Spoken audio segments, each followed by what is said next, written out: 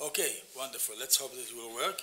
So I think in an interdisciplinary event such as we have here, it will be difficult to find sometimes common language. So I think it will be useful to use metaphors that will cross perhaps the disciplines. And here, obviously, we're dealing with the recollection, forgetting, and imagining in the individual and society. I will obviously concentrate on individuals, and essentially not a society, but a society of brains, and in individual, essentially a society of nerve cells.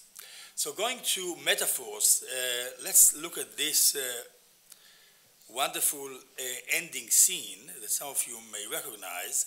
I think we will need some sound here from the end of the Blade Runner. More volume, if you can.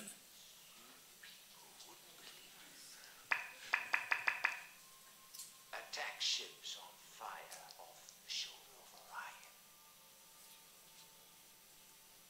I watched sea beams glitter in the dark near the 10,000 gate. Harrison Ford looking at him. Decker.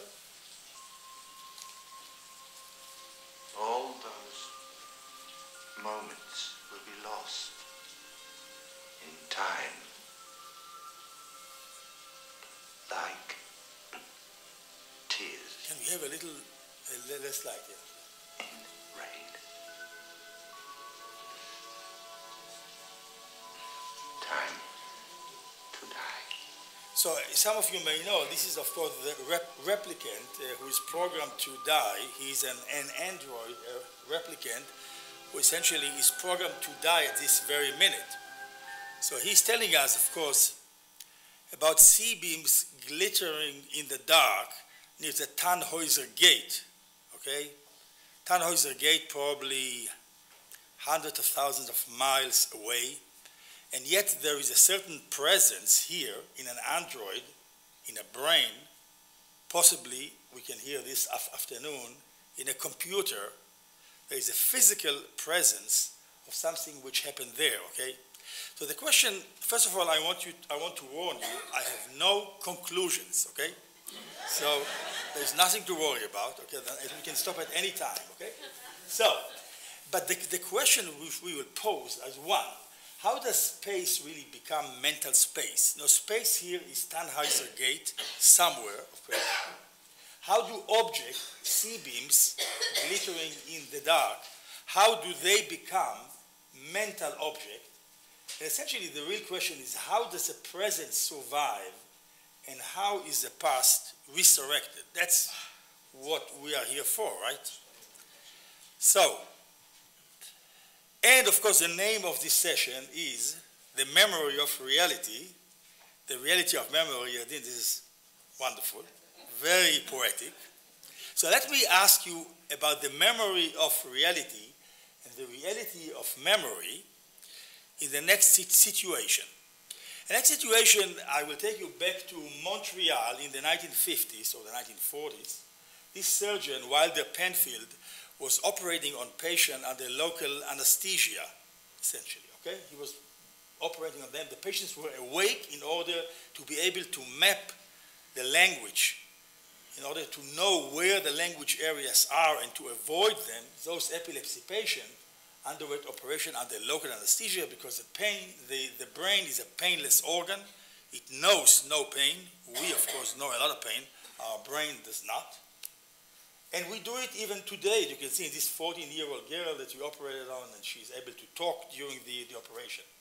So Penfield reported this experience that he has witnessed initially, and he used this very scientific language. I often quote this because it's a remarkable account. He said, 26 years ago, I was operating upon a woman under local anesthesia in the Royal Victoria Hospital, was applying different points of stimulation to the temporal lobe, and then she told me suddenly that she seemed to be living over again a previous experience, okay? She seemed to see herself giving birth to her baby girl.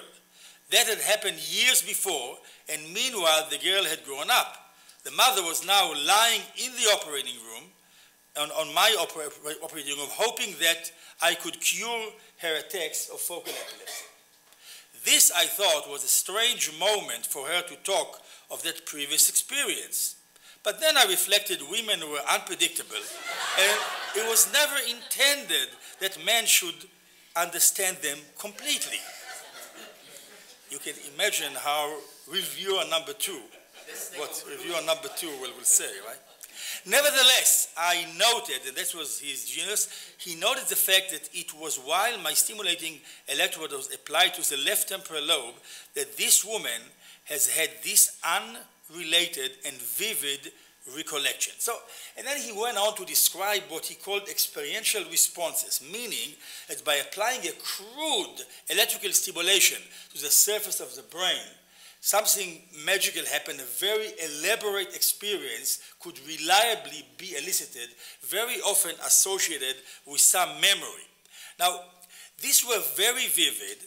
Now, two experiences never activated concurrently, and there was what he called, or actually Eugene Jackson called it initially, doubling of consciousness, or mental diplopia.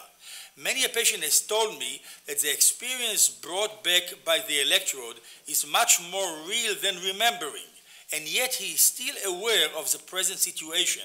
There is a doubling of consciousness, and yet he knows which is the present. I mean, isn't that what happens to us really when we remember something very vividly, such as you have described? So this doubling of, this is the reality of memory, and sometimes the memory of reality that this patient has experienced. And Penfield concluded that there is indeed a permanent record of the stream of consciousness within the brain. He unfortunately saw it more like a tape recorder. And then hidden in the interpretive area of the temporal lobe, there is the key mechanism that unlocks the past. So we're going to try and unlock the past and see, and actually come to the most reductionist level, that we're going to claim that everything comes down really to the atoms of cognition, which are the nerve cell. So we're going to present a very reductionist thesis here, not just to upset you, but just to put it in the general perspective of ways that we can look at this issue. This is Ramon y Cajal, you know, the ultimate neuroanatomist, the father of neuroanatomists, who used this metaphor. And he says, like the entomologist hunting for the colored butterflies, my attention was driven to the flower garden of gray matter, which contains cells with delicate, elegant forms, the mysterious butterflies of the soul, the beating of whose wings may someday clarify the secret of mental life. Okay? And this was around 1906, or actually later, when he wrote the recollection of his life. And he, as some of you know, he won the Nobel Prize in 1906 with his arch enemy Golgi. But the bottom line is that we're going to look at those cells, and Morris did a lot of favor here for me by already directing your attention to this wonderful structure here, the hippocampus, and it has some neighbors around him. One is the amygdala, which is associated with emotional processing, and you can think, or at least imagine, how emotions can really interact with that hippocampal system. But I will not talk about the emotional element in this talk. But there are other areas near it. There is a gate, you know, the Tannhäuser gate into the memory system, the entorhinal cortex, and the parahippocampal cortex. These are the structure which construct this wonderful memory system. You recognize this recognition, right? Recognition, memory, excellent. And that is indeed a remarkable picture. But this is not a theoretical issue, really. There is a tsunami coming, a cognitive catastrophe. We're sitting here very nicely talking about memory. But in the year 2050, we're going to have 100 million people where the initial problem is going to be right there in that seahorse, right there in that particular zone area. The damage will start spreading. And those people are going to first present, most likely, with some memory, subtle memory issues. And soon, it's going to be a cognitive catastrophe, and we have to be essentially prepared to look at it and anticipate it and perhaps understand some of the mechanism which create it. But it comes down not to a philosophical question, but to a very basic question, which I am trying to remember where we parked our car. But it comes back to a mental image of space and a mental image of an object, okay? So, where did I park my car? How does space become mental space, the parking lot? How do objects become mental objects? So, we come from 1906 to 2014, 108 years. Another Nobel Prize is being essentially awarded, and this is for the discovery of those elements which may help us understand how mental space is created. And just briefly, we're talking about George O'Keeffe and Maybrit Moser and Edvard Moser, illuminating or finding those particular groups of cells known as place cells and grid cells. Briefly, they are cells which encode or represent the environment. Place cells present essentially particular places in the environment which are invariant in the sense that no matter where you get to it, there is an invariance around it, meaning that place cells will fire at that location, and grid cells are another arrangement of the environment in a more regular hexagonal symmetry, which also plays a very important role in the representation of space, or in essentially transforming space into some neuronal representation, of course. Now, we all know that this system is gradually degenerating in us as we use Waze, right? Use Waze more and more and more, rely more and more and more. But this is a real Waze. This is our own Waze, the GPS system that now is being supplemented by so many aids. Now, when we move from rodent to human, essentially it's the same system, and we can find out that the same system of hippocampus and entorhinal cortex is a brain system that guides spatial navigation in rodents, where the main goal in life is to find themselves in the maze, at least in the life that we present to them in the lab. And this is the same system that guides declarative memory in humans.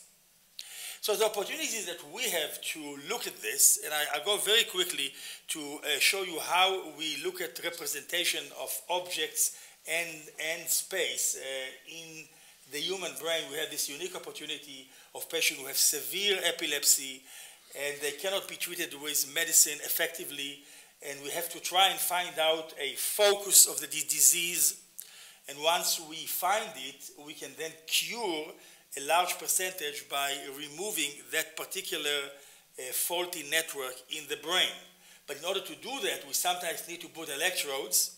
Patient sits in the room for a week or two. They're waiting to have spontaneous seizures. Once a seizure happens, then we know, or we can try to find out where it's actually starting. But this is also an opportunity to look at how the brain works in daily life, because the patients are there for days on and on. So this is a very unique opportunity. We have a special opportunity to look at single cells. Now, this is all what cells do, really. Can we get some sound? Okay, anyway, there is really a sound here. Okay, this is a sound, a transformation of action potentials of the cells into sound. So we can hear essentially the cell firing. The firing of the cell, and we can pick it up by those very nice microwires at the end of those electrodes, which we implant in the brain. So where did I park my car? We cannot have a parking lot in the hospital, but we can have the patient sit and navigate in a ghost city and being sort of a taxi driver who is taking passengers into different stores, and they learn the maze. And to make it short, they are really in the environment. You really have those place cells. One place in this environment the cell fires, and all the rest, it doesn't really fire. So the same thing that we find in rodents, not as spectacular, but we do find, exists also in humans. It's work by Ekstrom Kahana, which was published in Nature a long time ago. And there are also other types of cells, such as this cell, which encode the direction of movement, whether it's counterclockwise or clockwise. So if we have somebody navigate, a patient navigate here, and he goes in this city, and he goes clockwise or counterclockwise, you can have cells which actually fire only in one direction, and once the patient turns around, the cell will stop firing. You can see the firing here. You hear it? Let's see. Okay. Now they turn around, and you will see that the cell doesn't fire. You can present it in nice graphs and show that there are some cells which fire clockwise, some which fire counterclockwise. There's no need to get into details, but these are directional path cells. And then there are those grid cells which you have seen where we have patient navigate in this open environment, and we find the same type of arrangement, grid-like cells in this paper by Jacobs and Kahana that we had in Nature Neuroscience a couple of years ago. Okay, so here is the issue of space and some hints of how we may memorize space, or how we may be able to navigate in space based on previous experience in that same space. Now, the neuronal mechanism that evolved to define spatial relationship among landmarks can also serve to embody association among objects, and other types of factual information.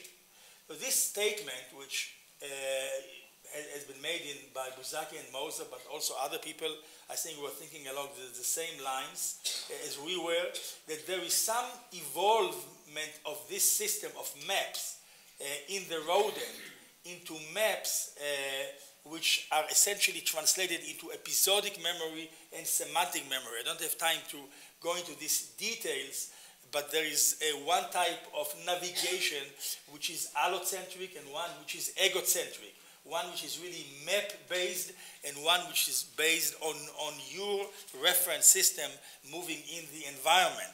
And that is being paralleled here to episodic memory and semantic memory. But let's come back to our original question. How do objects become mental objects? Marilyn Monroe is dead, but many of you have a mental representation of Marilyn Monroe in your brain based on some experience which you have had, or probably repeated experiences. So, if we now try to become neurophysiologists, and it will be in 30 seconds, you will become a neurophysiologist. By doing this experiment, you will present those pictures of these famous or infamous characters. You have Halle Berry, Jennifer Aniston, Eiffel Tower, Bill Clinton, Spider, again. So over and over we present hundreds of pictures and we look at neuron 1. This is what neuron 1 does. Every one of these is a blip, an action potential.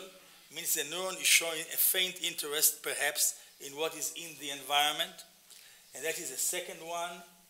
And neuron number 3 does this. So this is a little unusual.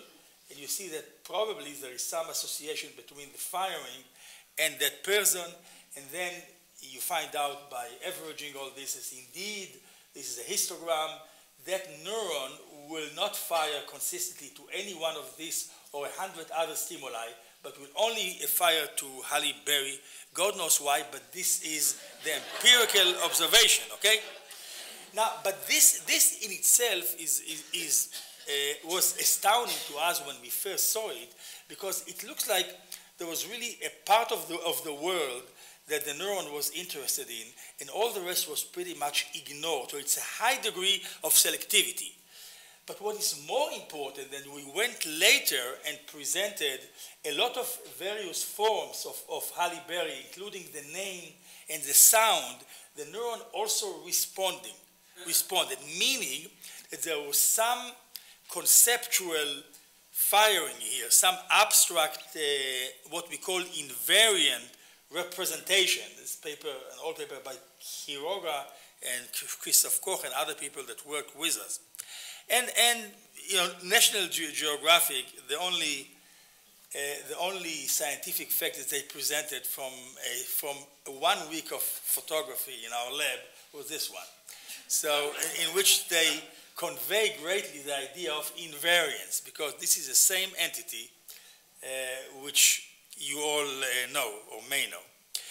But this is really an important principle that already, talking about interdisciplinary, Borges already knew it before we knew it, because he described Funes the Memorious.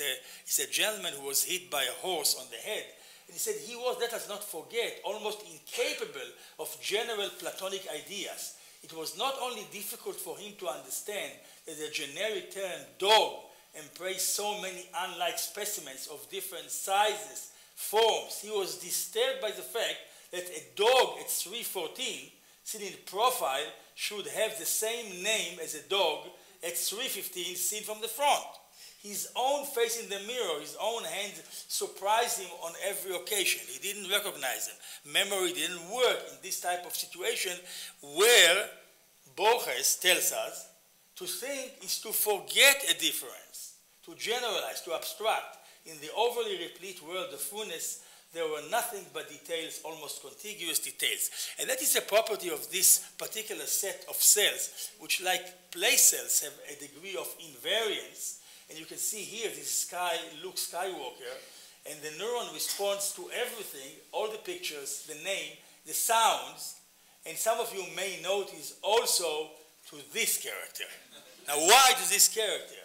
Because, of course, both of them are part of the Star Wars saga, and there may be an association here, and we'll immediately talk about association, but just to mention that this coding is really a conscious code, meaning that only when you recognize the image, if you're presenting only for 33 milliseconds, and with a backward masking, as in this paper of Quiroga, including Rafi Malach from the Weizmann, this neuron's responds only to conscious percepts. And you can see it very nice in this political miracle of trying to fuse Clinton with Bush. And going from, yes, you didn't believe it was possible, it is. But there is an important psychophysical effect here. When you move, this is like morphing. You morph these two gentlemen, two presidents, ex-presidents, and as you move from Clinton to Bush, you start feeling the same ambiguity that you feel at the voting booth, right? You know, who is who really here? And so it turns out that if you take one of the middle pictures, if you come from Clinton, you're more likely to call it Bush. But if you come from Bush, you're more likely to call it Clinton. But it's the same image. So the same image, the neuron can respond to one image when it is perceived as Bush, but to the same physical image which is perceived as Clinton, the neuron will not respond, i.e., that is, meaning that it responds not to the physical stimulus, it really responds to the conscious percepts. Okay? Now, how do you develop this? You develop this every day, every minute probably. Our patients develop the same type of neurons for the guys who conduct the experiments, the studies. They work in day 1, nothing there. In day 2, there is a neuron which responds to that particular experimenter. This neurons is only sampled from 100 neurons, of course. So there's probably a large number of neurons which do this. I noted the frantic hints here, but I started a little late. So I'll take a few more minutes, okay? In any case, so what we are looking in our interpretation is really in concept cells, meaning that when you look at Einstein here, it takes you 200 milliseconds to understand. It doesn't matter. It is really the same concept, the same entity. And we believe it is important in memory. These are really building blocks, but we don't deny, I'm sorry about this, we don't deny the possibility that you also need to have a discrimination mechanisms, and we have shown that in a recent paper in PNAS, that neurons can sometimes encode a particular image of Clinton and not respond to others, or a particular image of this actress and not to the others, meaning that pattern discrimination is also important in memory. Okay, this is the association that I was talking about. Here, a neuron responding both to this gentleman and to Yoda, and this is an experiment that we did recently, what we published in Neuron, where we started pairing individual with places and say you have met Clint Eastwood at the Pisa Tower. A neuron which responded to Clint Eastwood and never responded to the Pisa Tower will now start responding to this at the same latency, meaning that these association fields are dynamic and they are continuously expanding. I will just end up with the final question that we have. How is mental object selected for conscious representation? Meaning, now we are in a different situation. We're really locked in our mind, and we are either trying to imagine or trying to remember. There is no physical stimulus present. What happens to those cells and other cells in the medial temporal lobe? And already in a study over 10 years ago, Kreiman showed that when we see this picture of Van Gogh and when we imagine it, the same neuron is being activated during imagery with the same specificity. It's an elaborate experiment to conduct, and I can give you details about it later, but this was essentially the finding of the experiment. But more exciting was when we moved from stationary stimuli to episodes. And when we started showing patient full episode, in this study by Hagar Gelbat-Sagiv, including Rafi Malach at the Weizmann Institute, and Roy Mukamel, who is now in Tel Aviv University, what we ended up doing is presenting videos of episodes, usually from TV or from movies. And what we found out that this type of neurons will sometimes respond during an entire episode and not respond during many, many other episodes, such as this episode with Emma Thompson. Now, you will see an example and just listen to the neurons. You will see clips of videos and you will hear the firing of the individual cell. One cell out of millions and millions of cells in the medial temporal lobe. Actually, I think this one was in entorhinal cortex, just at the gate to the hippocampus, okay? And here's I'm sorry. no response from the neuron. 8 minutes because you understand, but good luck to you. Don't give up. And how's your practice? No response to this. Change the way we scientists view memory or something. Don't we have a choice? I gotta say, but I'm enjoying adult. Look at this fire. He said it's continuously firing. As an adult, if I want to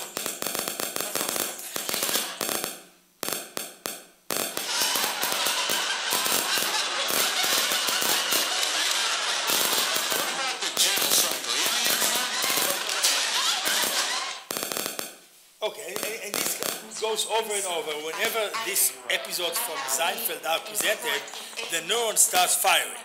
So this in itself was a real surprise to us, that we have some kind of specificity. But next we ask the question, what happens when in the most trivial and simple daily life task? Just remember, tell us the videos which you have seen. It's a free recall situation. Patient is in her own mind, and this is what she says, okay?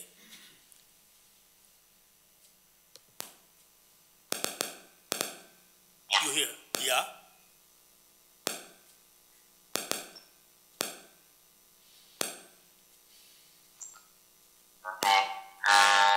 Next Bridge, and there was Seinfeld. So as the memory unfolds, the cell keeps firing to this entire recall episode. The detectives here on stage.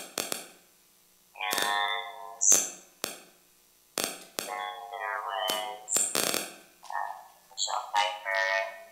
And the cell stops firing. Okay, Michelle Pfeiffer stops firing. So what we have here is cells which are starting to raise the firing rate, and probably more cells are being recruited. And at some point you say, who says? You say, I remember. The memory surfaces on the platform of consciousness and you report it. Probably, although we cannot prove it because there may be reaction time of speech, but the cell fires, in our experience, 1 second or 1.5 seconds before the actual report of the memory comes out. So this is what we have done to a date. I will end up maybe with the future by saying, and maybe with an eye to what we'll hear in the afternoon, what kind of interventions can we do about in memory? Can we affect memories by stimulation? Is a study where we showed in the England Journal of Medicine that stimulation at entorhinal cortex can only boost your memory if you do it during the navigation period. So that in the future, we might think about ways that we will be interacting with machines or with neuroprosthetic devices who will record our brain activity and interact with our brain activity, perhaps to modify memory. And I'm going to leave you without any conclusion, but with those disturbing thoughts or encouragement.